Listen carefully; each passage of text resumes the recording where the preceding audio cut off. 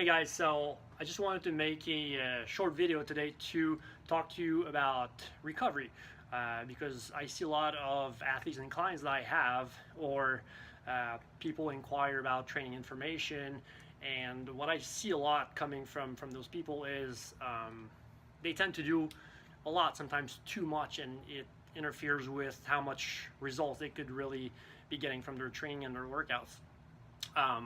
So what I'm going to talk about today is the recovery curve, or the more scientific term is the supercompensation curve. So I'm going to use the whiteboard back here to kind of give you a nice little visual on what that looks like, and that hopefully that makes a little bit more sense.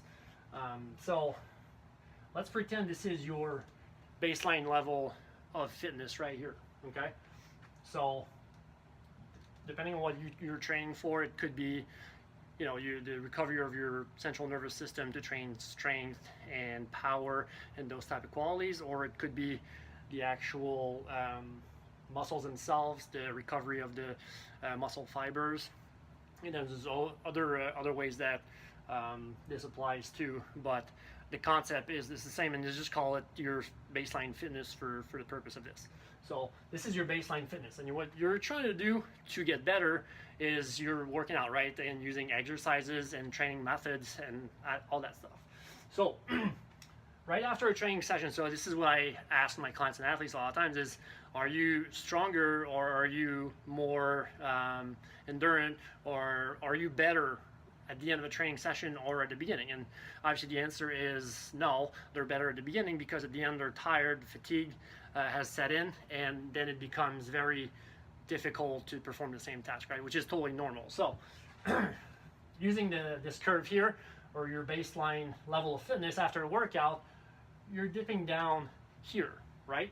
Okay, so after your workout, this is your new set point, and from here, obviously we don't stay there, right?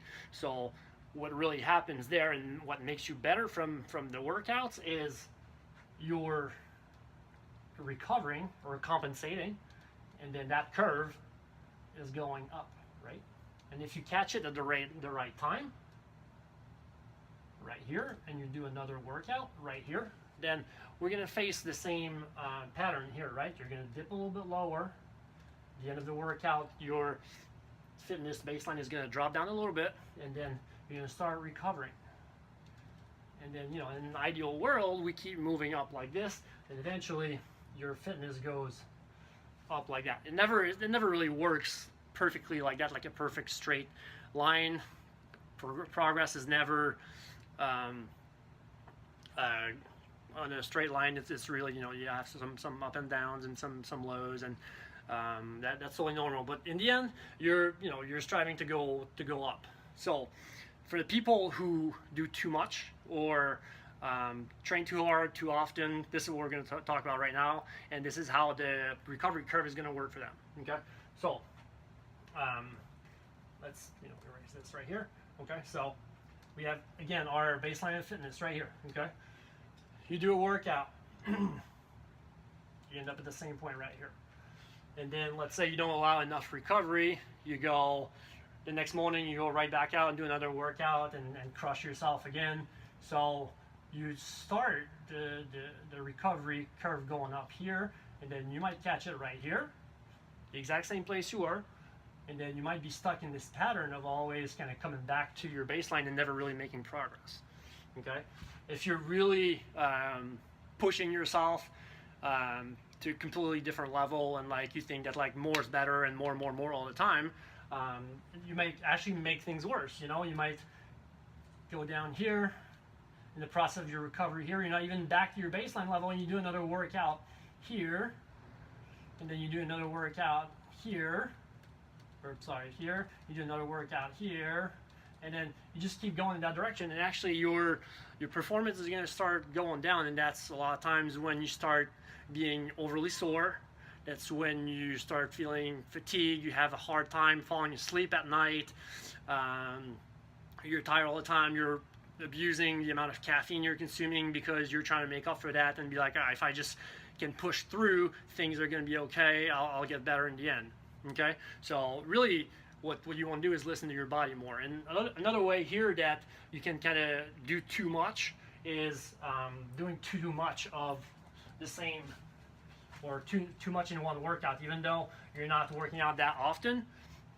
You're just like completely like crushing yourself every time you get in the gym, right? So you're causing a lot of fatigue, and your baseline level is here. So what should happen in these circumstances really is you should allow more time to compensate, right? So you need more time for that recovery curve to get back up and past your baseline level of fitness. But then again, if you allow yourself the same amount of time you would have with a regular workout, it takes way longer to recover from that. And then like you're, 2-3 days later, and then you do another workout, and you're like, darn, I thought I rested a good amount, and why is my performance not going up? I feel tired all the time. I'm so sore. My shoulders start to ache. So that might be the reason why. And that's why I try to explain to my clients and athletes all the time, doing too much is not doing anything for you. The recovery is actually the portion of the training process where you get better, where your fitness improves, or your strength improves, where your power improves, where all those things the recovery process takes into effect and gives you the benefits of the training, right?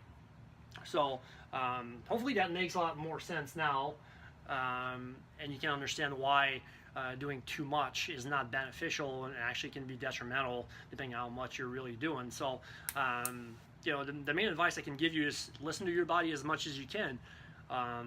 When you're doing too much, you're going to have all those symptoms I was just talking about earlier. The overly fatigued, can't fall asleep at night, restless leg syndrome when you're sitting, you're laying in bed, overconsumption of caffeine, all those things. So pay attention to that. Try and give yourself more rest between your workouts. If you have a tendency to really crush yourself every time you go in the gym, maybe back off the load a little bit, back off the intensity. Try and not leave the gym so completely beaten up, and see what happens. See if that helps. So hopefully that all makes sense right here. And hit me up if you have any questions. Thanks for watching.